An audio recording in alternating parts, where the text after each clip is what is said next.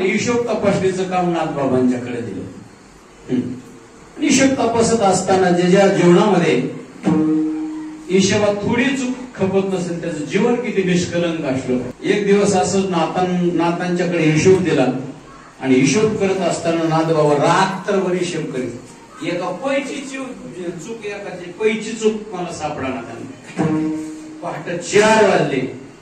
जनार्दन पंत उठून पाहतात नाथबाबांच्या खोलीमध्ये अनेक उजळे नाथ झोपले नाहीत. म्हणून महाराज दार उघडलं पाहिलं आणि दार उघडून आत जायला सांगितलं. आता जागच आहे. जागच एवढा शब्द दिल्याबरोबर नाथबाबांनी टाळी वाजली. सापडली सापडली सापडली म्हणून उड्या हाणून लागली.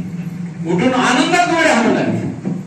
जनार्दन पंताने सांगितलं ना आता एवढा जीवनामध्ये आनंद कसा झाला तुला? काय आनंद झाला कशात?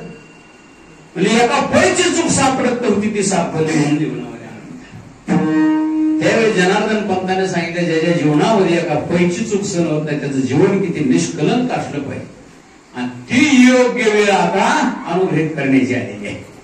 नागबाबाला जनार्दन पंताने जवळ घेतलं आणि सांगितलं ना आता हो आपल्याला जायचं आहे. आता गुरु भेटीची ओढ लागलेली आहे. श्री गुरुची प्राप्ती होणार आहे. बरं गेले घेऊन महाराज डोंगरावरती आणि एका बेटामध्ये बसवलेले नाथबाबांना आणि जनार्दन पंत महाराज साधना चालू आहे. काळ रूप त्या औदुंबर वृक्षातून बाहेर आलं महाराज. दत्तात्रयाचं रूप होत. आणि आल्याबरोबर दर्शन घ्यायचं बरं का नाता घाबरायचं नाही. बरोबर. आणि ते रूप पाहिल्याबरोबर नाथबाबा घाबरले महाराज. दर्शन घेतलं आणि पुन्हा जनार्दन पंताने सांगितलं नाथबाबाला नाथा दर्शन घेतलं म्हणले नाही घेतलं व्यक्तीवर. अरे आणि एक वेळ आणि पुन्हा दत्तात्रय प्रगट झाले. पुन्हा नाथबाबांनी दर्शन घेतलं. जनार्दन पंतांनी नाथबाबांना दत्तात्रयाच्या चरणावरती नतमस्तक व्हायला सांगितलं.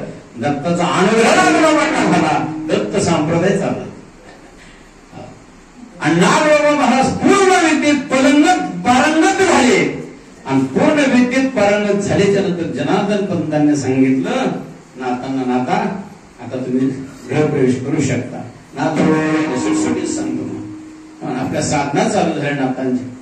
आणि नाथबाबाच्या दारावरती दत्तात्रय चोपदारकी करतात.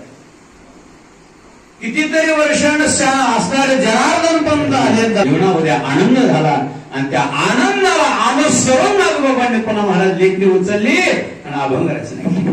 आजचा दिवस माझ्या जीवनात खरंच धन्यतेचा आहे भाग्याचा आहे. त्याचं उत्तर अभंगाच्या पहिल्या चरणामध्ये देतात. तुकोबारांचं प्रमाण का म्हणले असते? तुकोबार दिवस सोन्याचा होतो का म्हणले असं? सोन्या शब्द का वापरला? पिकली ही वाचा रामणा धन्य दिवस आजी झाला सोनियाचा. ज्या दिवशी माझ्या मुखाला भगवंताचं नामस्मरण आलं तो दिवस माझ्या जीवनातला कसा आहे? धन्यतेचा आहे.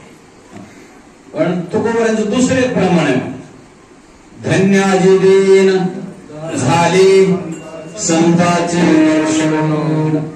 तो दिवस धन्य शब्द सांगितलं. आजचा दिवस तुकोबारा सगळं सांगतात मला संतांचं दर्शन झालं तो दिवस धन्यता. हो म्हणले महाराज बरोबर. धन्यता का म्हणता तुम्ही? काय नेमकं जीवनामध्ये क्रांती काय केली तुमच्या? संतांचं दर्शन झालं मान्य आहे. इतकं तुमच्या जीवनात आनंद व्हायचं कारण काय? तर त्याच्या दुसऱ्या चरणात सांगितलं झाली